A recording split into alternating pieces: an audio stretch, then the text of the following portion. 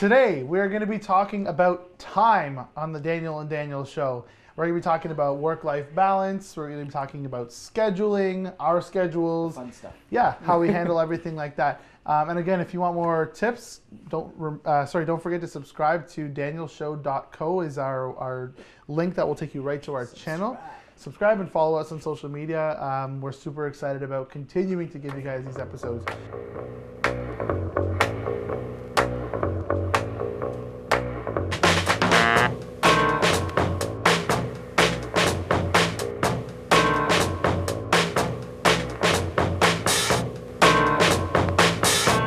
Daniel, let's take us through a typical day or what your days look like at T by Daniel. Well, I can definitely say that time has changed because when I just started my business to now, the way that my kind of schedule works is a lot different. It really changed. So when I was just starting out my business, I was scratching my head on how to create work. How do I make this idea something that I can actually say I'm going to work? Right. And my parents, when I was walking around the house, didn't believe that it was work because I'm in my pajamas. So my day started very early. Most of the days when I didn't have a store location, I was up and out into other cities at trade shows and events, school functions, corporate wellness fairs and lunches. These things were happening at 8 a.m., 7 a.m. in some instances, or their lunch hours. So I was just up and out, packed and ready to go with all my teas. And then I was there till about 2, 3.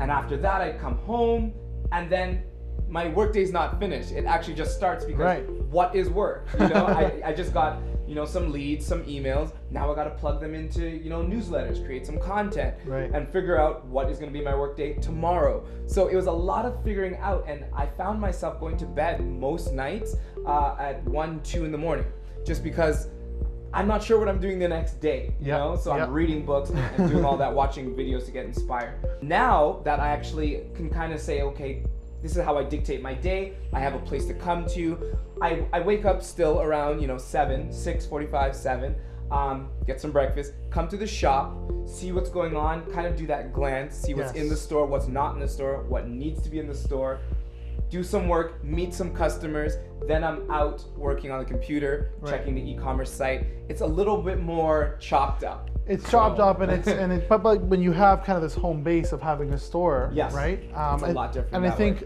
we'll talk about kind of how you separate that, right? We have our public-facing selves. We're at a storefront, at events, and then what do we do, you know, at the end of the day as well, right? So for me, so for me, my typical day is usually centered around at some point, when am I going to be at my computer, you know, down to work when it comes to managing the projects, scheduling stuff, replying to emails from clients, making appointments, stuff.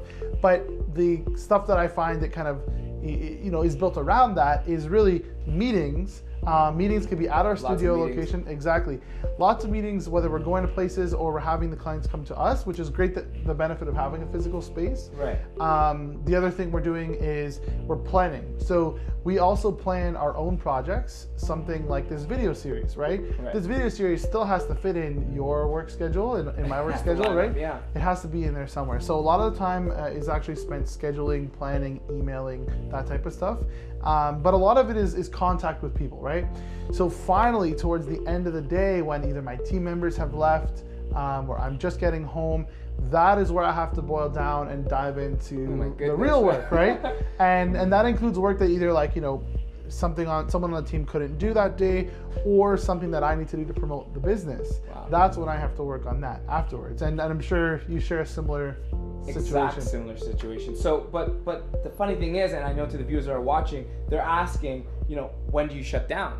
You know? And I don't know that there really is a shutdown for entrepreneurs. You know, there's this famous quote that goes around, and it goes to the end of, anything that's kind of worth fighting for or working towards unbalances your life naturally, because you're going to be giving it your all. And it also ties in your family, your friends. They actually get to understand you as, this is who you are, this is what you do.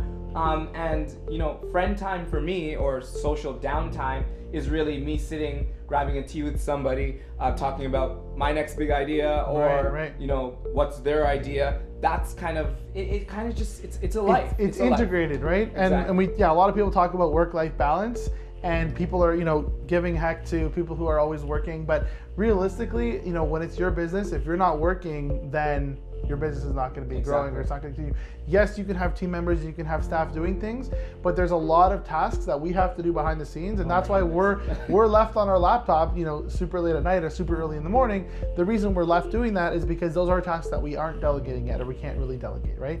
The business decisions, the planning, the behind the scenes, the partnerships, that type of stuff. So it's a big deal, but if you do plan it out, a lot of people decide, let's say, for me sometimes on Fridays, I try not to book a lot of things at the studio. Right. So I give myself the flexibility to go to meetings, to have lunches with people, whether they're clients or not, right? I can build a more flexible day. So if you designate that, every day doesn't have to be the same, obviously, right? And then on Sundays, as of right now, I try my best to kind of come home and be with my family a bit and do kind of local events stuff. Which is healthy and very important. Right, it is, and it's good to have it in, because if you don't put it in there in your calendar, it's actually not gonna happen. Not gonna end up happening. Anything that's not in your calendar is not going to happen. Right. I just wanted to elaborate a little bit also on that, the part that kind of talks about, now you see me, I'm here meeting customers, greeting customers, and then now you don't. What is happening in the now you don't time? Right. What is actually happening is, so it's really difficult or actually impossible to build your business while you're in your business. While you're running it, right. You actually have to step back, and that's when you don't see the entrepreneur.